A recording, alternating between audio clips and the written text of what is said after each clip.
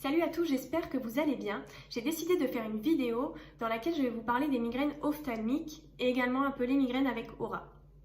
Donc pourquoi j'ai décidé de faire cette vidéo? Tout simplement parce que je souhaite que les personnes qui sont concernées puissent en discuter, se sentir moins seules. Si vous avez des conseils à apporter, n'hésitez pas à laisser des commentaires sous cette vidéo. Ça peut m'aider et ça peut aussi aider les autres personnes. Qu'est-ce que la migraine ophtalmique ou migraine avec aura? Donc en fait, c'est une migraine qui va être précédée de symptômes.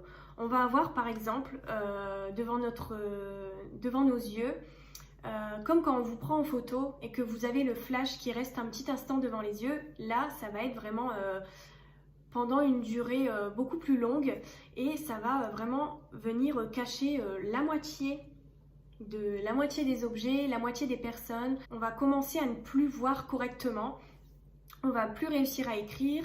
On va avoir aussi cette sensation que les objets grossissent ou rétrécissent. On a aussi comme symptôme visuel les couleurs qui vont peut-être changer parfois. On va avoir cette sensation. On a aussi des troubles de la parole. Donc par exemple, on va plus réussir à dire des phrases correctement. Nos mots, on va avoir l'impression qu'ils ne veulent rien dire. Vraiment, ça fait peur, surtout la première fois que ça arrive. C'est vraiment impressionnant. Ensuite, on va avoir l'impression qu'on ne sent plus son corps. Parfois, on va se sentir vide, avoir l'impression de ne plus sentir ses bras, ses jambes. Ou alors, on va avoir des fourmis dans les jambes, dans les bras, les mains. Également la langue, le visage.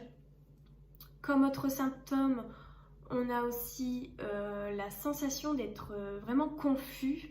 Alors, on a l'impression d'être perdu un peu. Je ne sais pas si ça vous est déjà arrivé. Dites-moi en commentaire parce que c'est vrai que ça, je ne sais pas. C'est un peu bizarre comme sensation. On a l'impression d'être vide, d'être ailleurs, d'être vraiment confus, perdu. Enfin, je ne sais même pas l'expliquer tellement c'est bizarre. Donc voilà, on a tous ces symptômes. Après, il en existe d'autres. Là, je vous ai surtout parlé de ceux que moi j'ai rencontrés. Donc après ces symptômes, on a la migraine qui arrive. Et là, c'est donc la douleur vraiment atroce que tout le monde connaît quand on a des migraines. Ça prend d'un côté de la tête, ça peut être aussi derrière les yeux. Vraiment, c'est une douleur qui est quand même assez insupportable. Donc quand ça arrive, moi ce que je conseille, c'est vraiment de rester dans le noir, d'être au calme, de se poser tranquillement, de ne pas rester dans le bruit, etc. Après, forcément, il y a les traitements, les médicaments, les traitements de fond, etc., etc. Là, je suis très mal placée pour vous en parler parce que je ne prends aucun médicament. Je déteste ça. Il existe aussi la médecine douce. Il existe la sophrologie, le yoga, etc. Pourquoi pas tenter l'hypnose. Enfin voilà, je sais qu'il existe pas mal de choses pour essayer de réduire les migraines ou même qu'elles disparaissent. Après moi, je sais que ça m'arrive quand j'ai mes règles.